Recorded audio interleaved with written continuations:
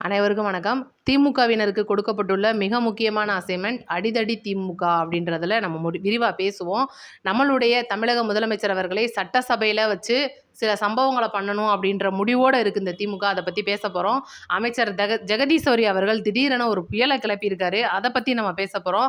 அதனால் சேனலுக்குள்ளே வந்தவங்க ஸ்கிப் பண்ணாமல் பாருங்கள். இப்போ வரப்போகிற ஜனநாயகன் படத்தை பொறுத்த வரைக்கும் தமிழக வெற்றி கழக எம்எல்ஏக்கள் மற்றும் அமைச்சர்கள் சில விஷயங்களை சொல்ல வந்திருக்காங்க. அதை பற்றி நம்ம தெளிவாக டீட்டெயில்டாக பேசுவோம். பார்த்தோன்னே ஷேர் பண்ணி விடுங்க. உங்கள் கமெண்ட்டை வந்து கமெண்ட்டில் சொல்லிடுங்க. வீடியோவுக்கு ஒரு லைக்கை பண்ணிடுங்க.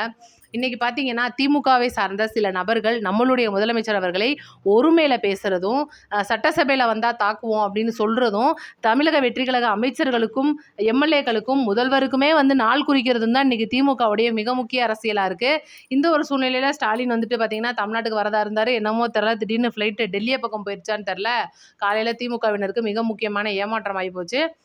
அப்புறம் அலசி பார்த்தா தெரிஞ்சிச்சு அவர் சாயந்தரம் தான் வர்றாராம். ஏதோ பல விதமான மீட்டிங்லாம் இருக்குது அப்படின்னு சொல்லிட்டு ஈவினிங் ஃப்ளைட்டில் வராரு அப்படின்ற ஒரு தகவலை வேற சொல்லியிருக்காங்க. என்ன விஷயம்னு பார்த்தீங்கன்னா, விளாத்திக்குளம் எம்எல்ஏ மார்த்தாண்டம் அவர்கள் சட்டசபையில் வச்சு முதல்வர் அவர்களுடைய எலும்பை உடப்பேன்னு சொல்லியிருக்காருல்ல. இவரெல்லாம் வந்து எப்படி தூக்கி உள்ளே போட்டு என்னென்ன பண்ணலாம், நீங்கள் மறக்காமல் அதை கமெண்ட்டில் சொல்லுங்கள். ஏன்னா அனிதா ராதாகிருஷ்ணன் நேற்று தான் ஒருமையில் பேசியிருக்காரு. சேகர் பாபு நம்மளுடைய தமிழக வெற்றி கழக ஆட்சியை மோசமாக சித்தரித்து பேசி இன்னைக்கு காலையில் பேட்டியில் பார்த்தேன் நான். அமைச்சர் கீதா ஜீவன் அவர்கள் மிக மோசமாக விமர்சனம் பண்ணியிருக்காங்க. திமுகவை சேர்ந்த ஒவ்வொரு அமைச்சர்களும் ஒவ்வொரு எம்எல்ஏக்களும் நிர்வாகி பரந்தாமன் இந்த மாதிரி விஷயங்கள்ல திமுக இறங்கி இன்னைக்கு தமிழக வெற்றி கழக ஆட்சி மேல குறை சொல்றது அப்படின்னா குறை இருந்தா சொல்லலாம். ஆனா குறைய உருவாக்கி சொல்றாங்க அப்படின்னா இவங்களை நம்ம என்ன சொல்லலாம் அப்படின்றத முதல்ல பார்க்கணும். ரைட்டா? ரெண்டாவது விஷயத்துக்கு வருவோம். இந்த மாதிரிலாம் செய்ய சொல்லி இவங்களை தூண்டும் உதயநிதி அப்படின்னு தான் நம்ம சொல்ல முடியுது. ஏன்னா இன்னைக்கு பிஜேபியோட ரொம்ப நெருக்கமாக இருந்துகிட்டு இருக்கிற இந்த திமுக முழுக்க பிஜேபியோட இந்தியா கூட்டணியிலேருந்து கலண்டு காங்கிரஸோட இந்தியா கூட்டணியிலேருந்து கலண்டு பிஜேபியோட இண்டி கூட்டணிக்கு போய் சேர போகிறாங்க. ரைட்டா? இப்போ முழுக்க அதான் வேலை நடந்துட்டுருக்கு. இந்த வெளிநடப்பு இந்த மாதிரியான கண்துடைப்பு வேலைகள்லாம் பார்த்துட்டு முழுக்க திமுக போயிட்டு பாஜக இணைய போகிறத தாண்டி இன்னைக்கு தமிழக வெற்றி கழக கட்சிக்குள்ள பிரச்சனைகளை ஏற்படுத்துறதுக்காகவும் வன்முறைகளை தூண்டுறதுக்காகவும் சில விஷயங்களை எதிர்பார்த்து இந்த அடிதடி விஷயம், உங்களை நான் தாக்குவேன், உங்களுக்கு நான் நாள் குறிச்சிட்டேன்னு சொல்லி அனிதா ராதாகிருஷ்ணன், சேகர் பாபு இந்த மாதிரி ஆட்களை தூக்கி முதல்ல உள்ளே போடணும் அப்படின்றதும் நீதிமன்றம் இவங்களுக்கு தக்க தண்டனை கொடுக்கணும். உடனடியாக முன்ஜாமீனை கொடுத்து உங்களை வெளியில் விடுறதெல்லாம் வந்து தப்பான விஷயமா போகும். கண்ணு முன்னாடி வீடியோ இருக்குது, எப்படி பேசுகிறாங்கன்னு பார்க்க முடியுது. வன்முறை தூண்டுற விதமாக பேசுகிறாங்க.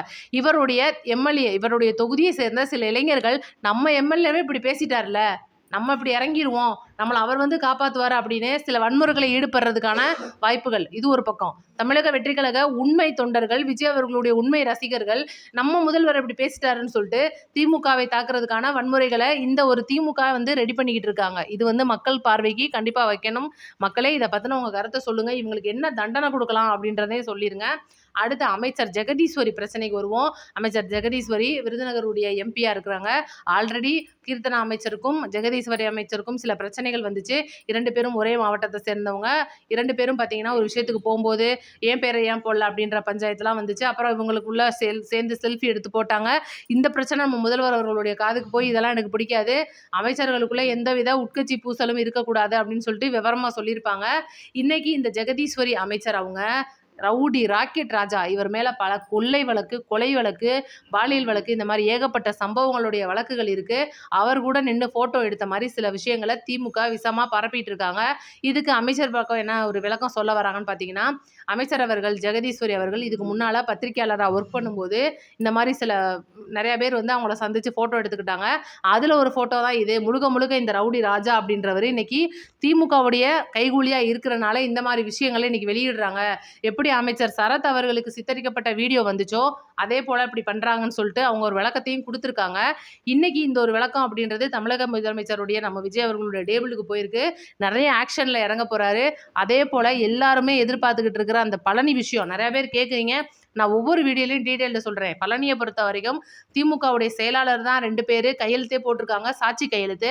அதிமுகவை சேர்ந்த ஒருத்தர் பெரும்புள்ளியானவர், அவருடைய சொத்துக்களும் அதில் வந்து அடங்கியிருக்கு அப்படின்றதும், அவங்க கொடுத்த செக்கே போலியானது, அந்த பேங்க் அக்கௌண்ட்டில் அந்த மாதிரியான செக்கு கிடையாது, அந்த அக்கௌண்ட்டில் ₹1 கூட பணம் கிடையாது, அந்த அக்கௌண்ட் ஒரு மெயின்டெனன்ஸ் பண்ணாத அக்கௌண்ட்டு, இந்த அக்கௌண்ட்டுக்கு 2 கோடி ரூபாய் வந்து செக்கு கொடுத்துருக்காங்க அப்படின்னா எப்படி அதை நம்பி சார் பதிவாளர் பதிஞ்சாரு? தேடி போகும்போது பார்த்தீங்கன்னா, சிபிசிஐடி தேடி போகும்போது வீட விட்டு ஓடி போனது, எல்லா விஷயத்தையும் கலஞ்செடுத்து ஒட்டுமொத்தமா இந்த பழனி விஷயத்தோடைய ஏ டூ இசட் அத்தனை ஃபைல்களும் என்னுடைய டேபிளுக்கு வரணும் அப்படின்னு நம்ம முதல்வர் அவர்கள் சொல்லியிருக்காரு. அமைச்சர் ரமேஷ் அவர்கள கூப்பிட்டு எதுக்காக இதில் உங்கள் பேர் அடிபடுது, என்ன விஷயம் அப்படின்னு ரொம்ப டீட்டெயில்டாக பேசுகிறத பார்த்த சில அமைச்சர்கள் என்னவா இருக்கும்னு தெரியாமல் உண்மையிலே விழி பிதுங்கி நிற்கிறாங்க அப்படின்றது தான் தகவல். சீக்கிரம் இதுக்கான ஒரு முடிவும் கிடச்சிரும். அதுக்கான வேகம் வந்து சிபிசிஐடி போலீஸார் கையில் எடுத்துகிட்டு இருக்காங்க. ஓகே, இப்போ முக்கியமான விஷயத்துக்கு வருவோம். இப்போ திமுகவை பொறுத்த வரைக்கும் நம்மளுடைய முதலமைச்சர் படம் விஜய் அவர்களுடைய படம் வந்துச்சு அப்படின்னா, இதுக்கு முன்னால் அவர் அரசியலுக்கு வரும்போதும் சரி, கட்சி ஆரம்பிச்சுக்கிட்டு இருக்கும்போதும் சரி, பாருங்கள் எவ்வளோ ஆயிரக்கணக்கில் வந்து டிக்கெட் விற்கிதுங்க. பிளாக் டிக்கெட்லலாம் விற்கிறாரு. ஏன்னா அரசியலை விமர்சனம் பிரச்சாரம் பண்ணும்போதே பிளாக் டிக்கெட் வித்தவர் தானா அப்படின்ற மாதிரிலாம் சொன்னாங்க. இன்னைக்கு முழுக்க முழுக்க தமிழ்நாட்டில் இருக்கிற எத்தனை தேட்டர்கள் திமுக காரங்க கையில் இருக்குன்னு உங்களுக்கே தெரியும்.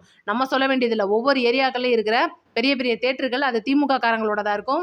அந்த அமைச்சர்களாக இருக்கும். இன்னைக்கு ஒட்டு மொத்தமாக ஒரு டிக்கெட் 2000 ரூபாயிலேருந்து 3000 ரூபா வரைக்கும்னு நியூஸ் நீங்கள் பார்ப்பீங்க. முழுக்க முழுக்க திமுகவினரின் சதி. இந்த ஒரு விஷயத்தை பொறுத்த வரைக்கும் எம்எல்ஏக்கள், அமைச்சர்கள் தங்களுடைய சொந்த பணத்தை போட்டு டிக்கெட் எடுத்து அவங்களுடைய நிர்வாகிகளுக்கும் அடிமட்ட தொண்டர்களுக்கும் இலவசமாக கொடுத்து பார்க்க சொல்கிறாங்க. இது ரசிகர் மன்ற ஷோவா எப்போவுமே நடக்கிறது. இந்த தடவை நம்மளுடைய முதல்வர் அவர்களாக விஜய் இருக்கிறனால ஆல்ரெடி கட்சிக்காரங்க அதோட ரசிகர் மன்ற ஷோவை வந்து புக் பண்ணுவாங்க. இன்னமும் நீங்கள் பாருங்கள், இப்போ கொஞ்ச நேரத்துக்கு முன்னாடி புக்கிங் ஓப்பன் பண்ணாங்க. நான் காலையில் வீடியோவில் தெளிவாக சொல்லியிருப்பேன். அந்த ஒரு டிக்கெட்டிங்கில் கூட முழுக்க முழுக்க தேட்டர்கள் வந்து ஓப்பனில் இருந்துச்சு. நம்மளுடைய இஷ்டத்துக்கு எந்த ஒரு டிக்கெட்டையும் எடுத்துக்கலான்ற அளவுக்கு இருந்துச்சு. இப்போ பாதிக்கு மேலே புக் ஆயிருக்கும்னு நினைக்கிறேன்.